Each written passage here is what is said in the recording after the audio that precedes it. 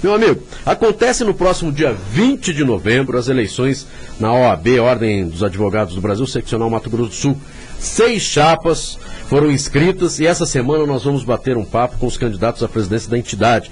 Abrindo a rodada aí de entrevista, nós convidamos o postulante da chapa número 22, Ordem em Progresso, é o Mansur Elias Carmuche, que tem como vice-presidente o Gervásio Alves de Oliveira Júnior.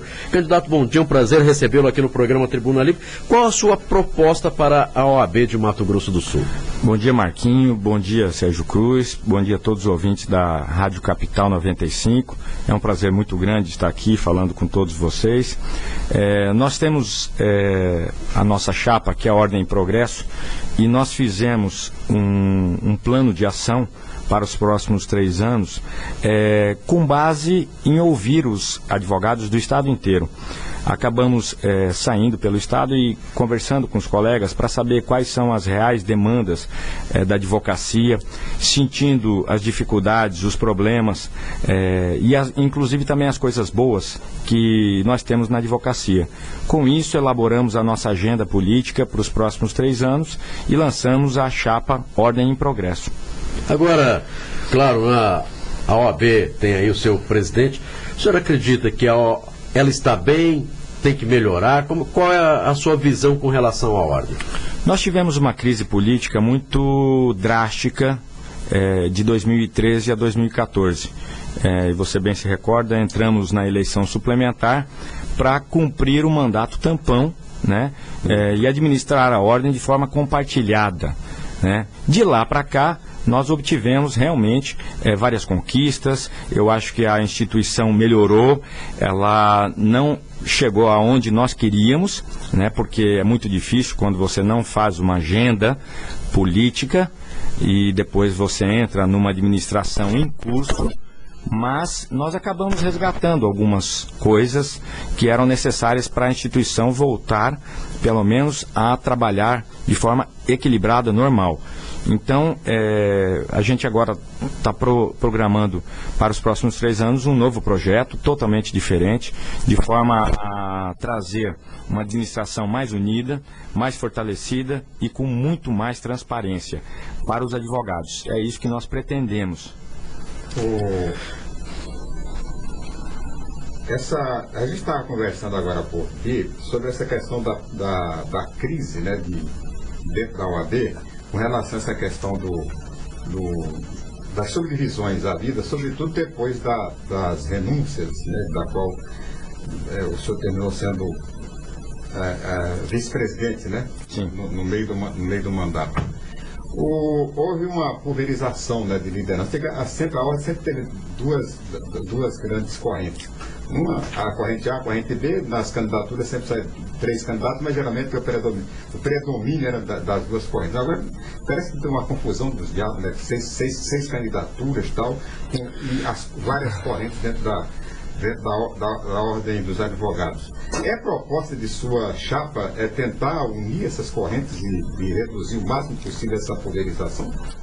A nossa proposta é justamente essa. Na minha análise, inclusive, sobre esse fato que ocorreu no passado, a fragmentação ainda é um resultado daquela crise política. E ela só vai encerrar com essa eleição. Ela não encerrou com a eleição suplementar.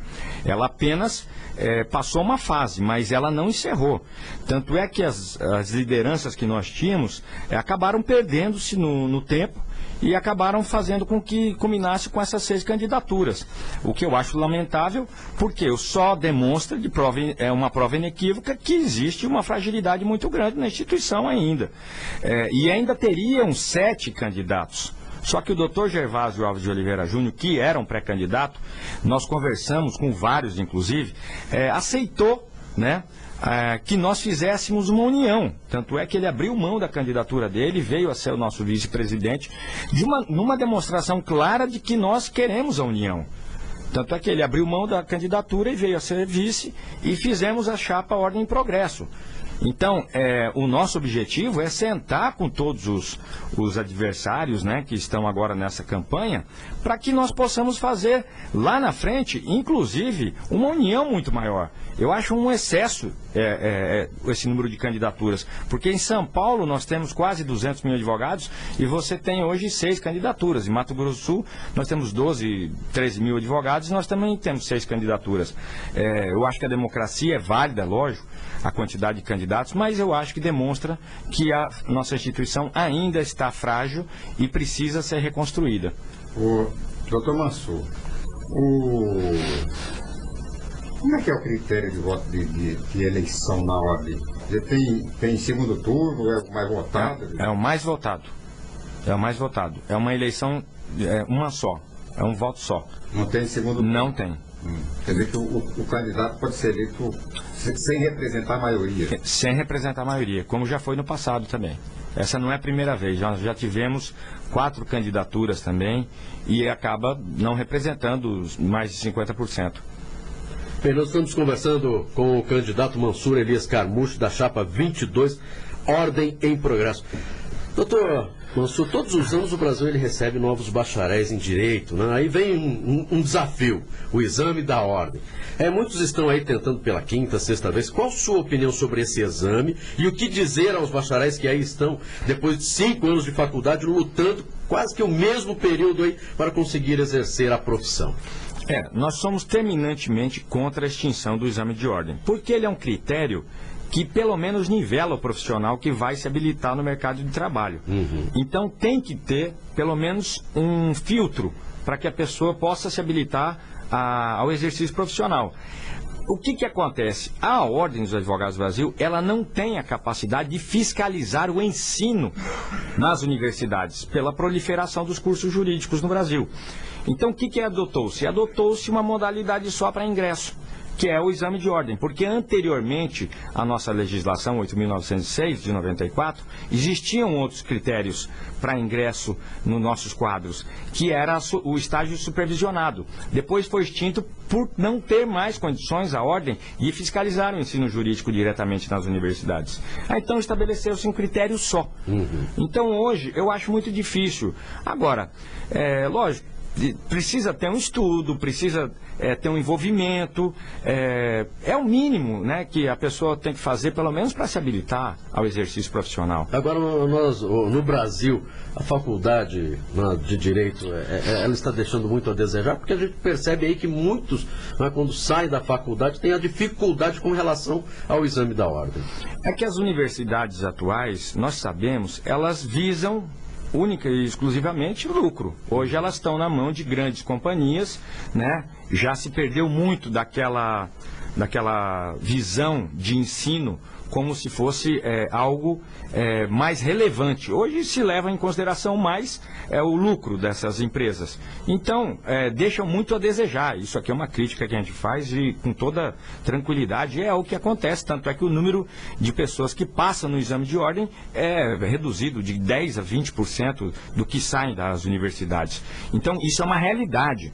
Então, se é uma realidade, nós estamos colocando para que mantenha-se o exame de ordem, porque nós não temos como fiscalizar as universidades. Hoje você tem, aguardando, por exemplo, tinha um projeto de lei, né, que queria abolir o exame de ordem, que era inclusive de autoria ou relatado pelo Eduardo Cunha, né, que graças a Deus eu acho que não vai para frente, onde nós temos aproximadamente mais de 1 milhão de bacharéis aguardando a extinção do exame de ordem para se habilitar ao exercício profissional. Então, você imagina como que seria o controle disso? Seria uma coisa drástica e lamentável, inclusive, para toda a sociedade, né? Você não ter como fiscalizar aquele profissional que está entrando no mercado, eu acho um risco, inclusive, para a sociedade. Com relação ao valor da anuidade e os novos advogados, se o senhor for eleito, terá alguma mudança? Nós faremos um diferencial, sim, para os novos advogados, mas jamais faremos alguma proposta eleitoreira de acabar ou de que não haja pagamento de anuidade, mesmo porque você tem que se submeter ao Conselho Federal, é uma legislação, você tem repasses obrigatórios para o Conselho Federal, para a Caixa de Assistência, para a Escola Superior da Advocacia, o FIDA, o Fundo Cultural. Então não tem como alguém fazer uma proposta de que não vai cobrar anuidade qualidade de jovem advogado ou de recém-inscrito. Não tem como. É praticamente uma proposta eleitoreira. Então nós vamos fazer um diferencial, tem um desconto realmente nos anos, mas de forma tranquila, assim, sem fazer nenhuma proposta eleitoreira. O doutor Carmucho, há dentro da Ordem dos Advogados, há duas correntes, até mais, né? Mas duas correntes do ponto de vista ideológico. Tem uma corrente, por exemplo, que defende uma ordem extremamente voltada para a questão do advogado, né? Da assistência, atenção ao advogado. Tem outra corrente, talvez até mais forte, que defende a participação mais efetiva da ordem nas questões da sociedade, das questões políticas. Qual é o teu ponto de vista sobre isso? Eu acho que você tem que ter as duas coisas. Não tem como descurar nem de uma nem de outra. Você tem que, primeiro, fortalecer a instituição, a advocacia, porque a ordem, o papel principal dela, ele é corporativo, mas tem a parte institucional. Mas enquanto a corporativa ela estiver fracionada ou estiver em dificuldade para o exercício profissional, aquele advogado que necessita da instituição para fazer valer suas prerrogativas, não tem como você levantar totalmente a bandeira para a parte institucional. Mas você tem que caminhar com as duas lado a lado. Então você não pode descurar nem da parte corporativa nem da parte institucional. Tem que fazer as duas coisas ao mesmo tempo. Nós estamos conversando aí com o candidato à Ordem dos Advogados do Brasil Seccional Mato Grosso do Sul, da Chapa 22, Ordem em Progresso, Dr. Mansur Elias Carmucho. Dr. Mansur, nós que não somos advogados, então quando se fala da OAB também se lembra da Caixa de Assistência, parece que é um órgão muito importante ligado à OAB. Como é que funciona e quem é o candidato à presidência da Caixa de Assistência na sua chapa? A Caixa de Assistência é o braço assistencial da Ordem dos Advogados do Brasil. Nós escolhemos o José Armando Amado, que é uma pessoa com muita experiência, muita sensibilidade, já foi inclusive presidente da FamaSul, e ele tem uma experiência muito importante em gestão, E isso é que nós queremos. Nós queremos uma pessoa que tenha, além de experiência em gestão, tenha uma parte sensível para lidar com esses problemas. Nós temos os planos de saúde, né, o nosso plano de saúde, que inclusive nós vamos criar alternativas para não ficar somente com a Unimed, nós vamos criar outras alternativas. Nós temos também um projeto para a Previdência também, nos unir com outra Previdência mais sólida para criar alternativas para os advogados, para o futuro deles. Então nós temos toda essa gama de problemas que nós vamos trabalhar em conjunto com eles, da Caixa, para que a gente melhore o atendimento, crie melhores condições, inclusive, para as pessoas que necessitam da Caixa, do fundo assistencial, tudo isso. Então nós temos essa preocupação, porque o advogado, depois de muitos anos de trabalho, é o que mais precisa da Caixa de Assistência. Então nós estamos inspirados nisso para que a gente faça uma mudança de vez, né?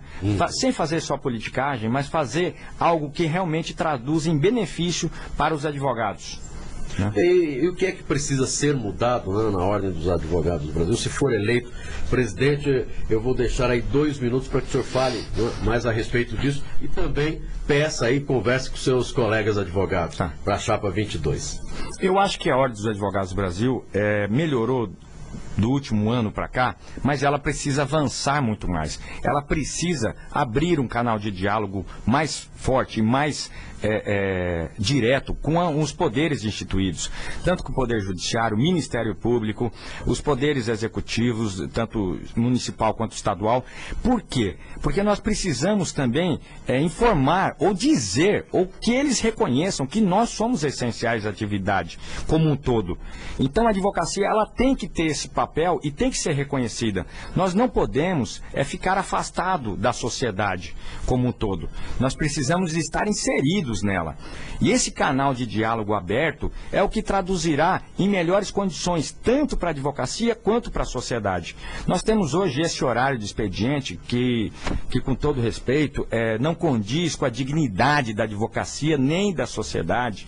Esse horário das 12 às 7 horas da noite, que nós, tenho certeza, com um bom diálogo, com uma conversa franca, dizendo da nossa necessidade de trabalhar, como todos os órgãos públicos que trabalham o dia inteiro, de retornar esse expediente. Tenho certeza que nós conseguiremos isso, como foram as nossas férias também dos advogados, após 10 anos que nós não tínhamos, nós conseguimos resgatar isso. Eu acho que as coisas essenciais para a advocacia, elas precisam ser colocadas em primeiro lugar. Primeiro, nós não podemos aceitar a violação de prerrogativa de modo algum. A OAB ela deve se posicionar de forma contundente quando houver violação à prerrogativa no exercício profissional. Nós entendemos que nós não podemos ter nenhum tipo de dificuldade, entrave, obstáculo para exercício profissional. É muito importante que você, advogado que esteja nos ouvindo, que você tenha consciência do projeto que nós vamos fazer para os próximos 3 anos. É aquilo que vai melhorar a sua vida, o seu cotidiano. E isso vai refletir diretamente, inclusive, nos nossos honorários advocatícios, no nosso prestígio perante a sociedade. Tudo isso vai valorizar a nossa classe. O que nós queremos é isso, é fazer uma ordem forte, uma ordem unida, de forma que a sociedade entenda qual o nosso verdadeiro papel. Nós precisamos dar uma demonstração clara e, nesse momento, é chegada a hora da gente fazer isso. Após 3 anos, nós vamos ver o resultado disso. Eu tenho certeza que nós estamos plantando uma semente que vai fortificar e frutificar no futuro próximo. Mas isso depende muito de vocês, advogados. É por conta disso que nós estamos apresentando a chapa Ordem em Progresso. Nós precisamos progredir. Nós vamos pegar as boas práticas, nós vamos melhorar. E o que tiver errado, o que nós não concordarmos, nós vamos acabar. Muito obrigado, Marquinho. Muito obrigado, Sérgio Cruz, pela oportunidade excepcional que vocês têm dado. E não foi só nessa oportunidade, mas também vim na suplementar. Isso aqui me enobrece muito. Estou à disposição de vocês sempre para qualquer dúvida, para qualquer participação que vocês tiverem comigo. Muito obrigado.